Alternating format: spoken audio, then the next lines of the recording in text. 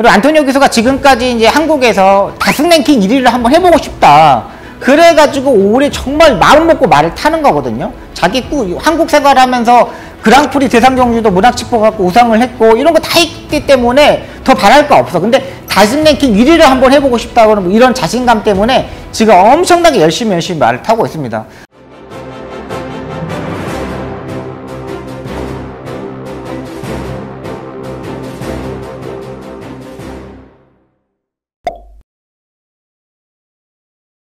경마 그랜드마스터의 박수홍입니다. 이번 시간에는 기수 특집으로 안토니오 기수에 대해서 한번 분석을 한번 해보도록 하겠습니다. 안토니오 기수는 브라질의 상파울루, 또 아르헨티나, 또 싱가폴 이런 데서 기수 생활을 하였고 마지막에 싱가폴에서 기수 생활을 하다가 서울로 오게 되었습니다. 서울 와서 지금 7년 차로 접어든데요. 상당히 임팩트 있게 말들을 타주고 있습니다. 서울에서 이제 7년 차인데 올해 2023년도까지 지금까지 9월 초까지 지금 60승을 했습니다. 지금 다승 랭킹 1위예요. 지금까지 한 번도 다승 랭킹 1위를 해본 적이 없어요. 문세영 기수 때문에 계속 2인자, 3인자의 선택을 받았지만은 우리 문세영 기수가 좀 부상으로 약간 공백이 있다 보니까는 안토니오 기수가 완전히 상승세를 타고면서 이제 말들을 타기 시작했습니다. 역시 뭐 외국에서 탔던 기본 기량이 있다 보니까 말 자체를 엄청나게 잘 다루고요. 브라질 출신 기수들이 엄청나게 말필 자체들을 컨트롤 잘하고 또 수긍도도 잘 시키고 또 손 컨트롤에 대해서 감도 엄청나게 잘 왔습니다. 이걸 알아봤더니 안토니오 기수는 뭐 3살, 4살 때부터 말을 타기 시작했다 그래요. 그러니까 직접적으로 말 타고 뭐 5살, 6살 때부터 말을 타고 이렇게 돌아다녔다고 합니다. 그러니까 브라질은 말들하고 이런 친화적인 문화가 상당히 많은 것 같아요. 그러다 보니까 말에 대한 어떻게 타야 되는지 어떻게 능력에 대한지 이걸 너무나 잘 알고 있는 기수입니다. 특히 뭐 우리나라 기수들은 윤승하고 나갈 때 등자를 빼고 이렇게 앉아서 타는 경우가 별로 없습니다. 근데 안토니오 기수는 앉아서 출전하는 경우도 의외로 많아요. 그러면서도 가다가 등자를 끼고 다시 굽으러 가는 경우도 많고요. 이런 거 보면은 안토니오 기수가 마필의 능력 그리고 마필을 어떻게 제어를 하고 어떻게 기승하는지 이 부분에 대해서는 정말 너무나 잘 알고 있다고 판단됩니다. 그러니까 기수의 능력을 끌어올리려면 엄청난 마필들을 많이 타봐야 돼요. 좋은 말도 타보고 막병말도 타보고 이래야지만 그 말의 특징을 알고 다른 말들을 이렇게 조교를 할 수 있거든요. 근데 이거 안토니오 기수가 너무나 잘합니다. 제가 말 타는 거 지금까지 인기 5위 드는 마필들 안토니오 기수가 탈 때 보십시오. 바닥에서 전개하는 말 거의 없습니다. 제가 한 100마리 정도 타면은 한두 마리 있을까 없을까 해요. 진짜로 바닥에서 전개하는 마필들이 없습니다. 안토니오가 타면은 추임마도 선행형 마필도 바뀌고 추임마가 서입형 마필로 바뀝니다. 그리고 어정쩡한 스타트 능력이 같은 마필들 한 3-4마리가 같이 있잖아요. 이때 같이 출전을 할 때 스타트를 하면은 안토니오가 너무 빠르게 나가서 선행을 잡습니다. 이런 거 보면은 엄청나게 말에 대한 특징 그리고 스타트에 대한 자신감을 또 끌어올릴 수 있는 기수라고 판단돼요.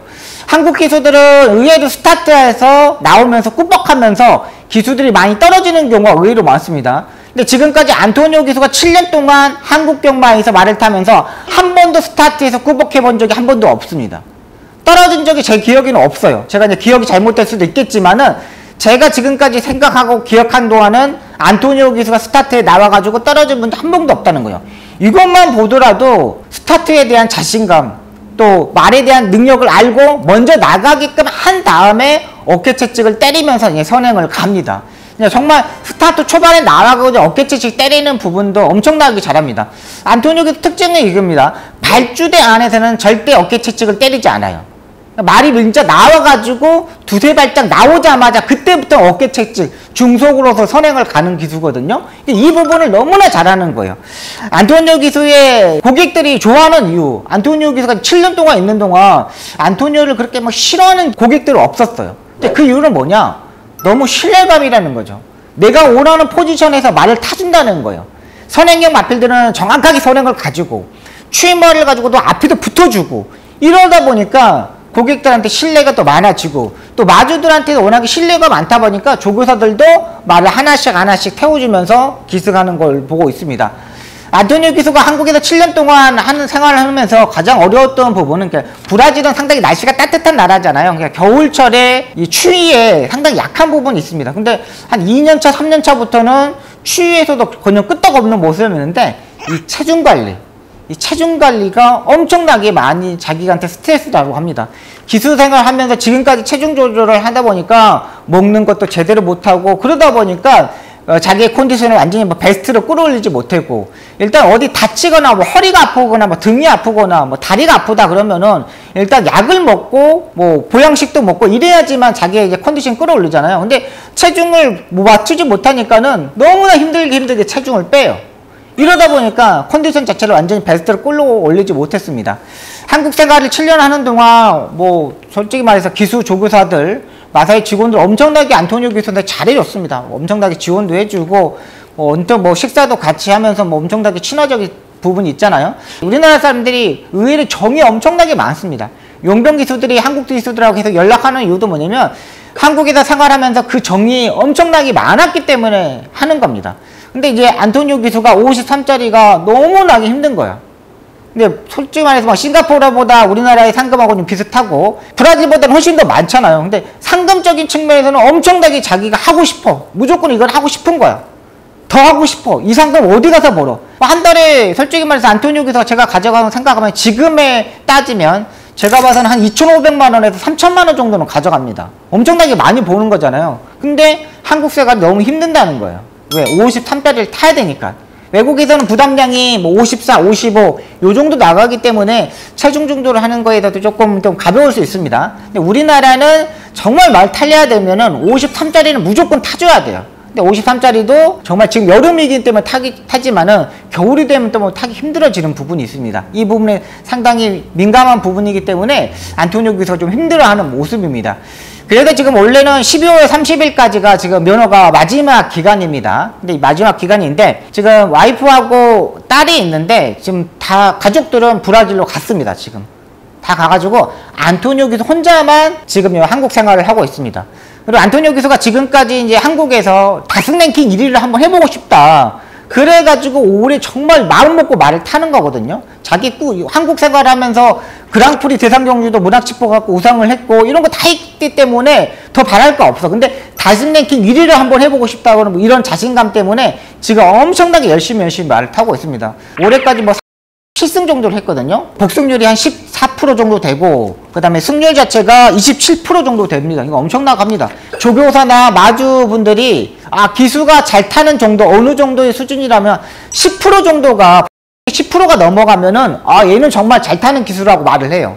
10% 이하가 떨어지면은 에이 이런 식으로 하는데 10%가 넘어가면은 그래도 마주나 기수도 조교사들이 인정을 해줍니다. 근데 안토니오 기수가 14%예요. 근데 안토니오 기수도 한국의 상금을 보면은 정말 더 있고 싶어 하는데 막상 체중 관리나 가족들 가 있고 이제는 이만큼 벌었으니까 됐다는 생각을 좀 가지고 있는 것 같아요. 이러다 보니까 한국을 12월 말까지만 하고 갈 예정이고 근데 아직까지 뭐 정해진 부분은 없습니다. 아직 70% 80% 정도는 뭐 한국에 있고 싶다 하는데 마지막 30-40분 정도는 한국 생활에서 이제 적응하지 못했던 부분 또 가족들이 다 브라질로 갔기 때문에 이 부분이 걱정이 되는 거예요. 가족을 놔두고 어린 딸을 놔두고 한국 생활을 계속 해야 되냐 이게 이제 부분입니다.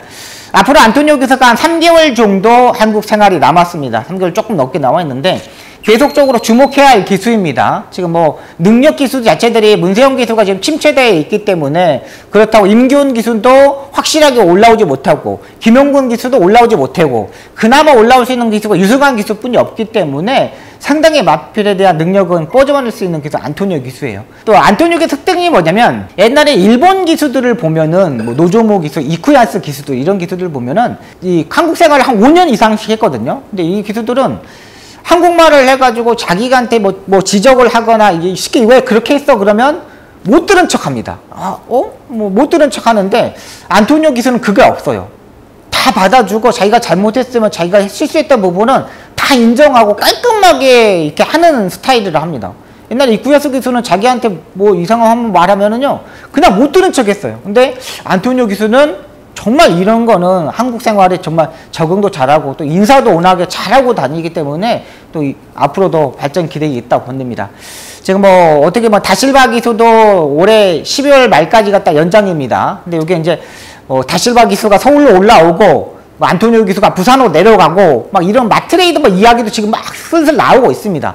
나오고 있는데 이 부분이 어떻게 결정될지 좀 고민이 되는데, 일단은 지금까지는 안토니오 기수가 가족들이 브라질에 갔기 때문에 연말까지만 하고 가려고 보고 있습니다. 일단 이런 부분은 마사에서 좀 체크하셔서 안토니오 기수를 조금 묶어놓고 좀 더 좋은 혜택을 주면서 한국 생활을 좀 더 했으면 하는 바람입니다. 고객이 믿고 베팅할 수 있는 기수가 없습니다. 지금 안토니오 기수뿐이 없기 때문에 이런 부분 마사에서 꼭 체크해 주시기 바랍니다.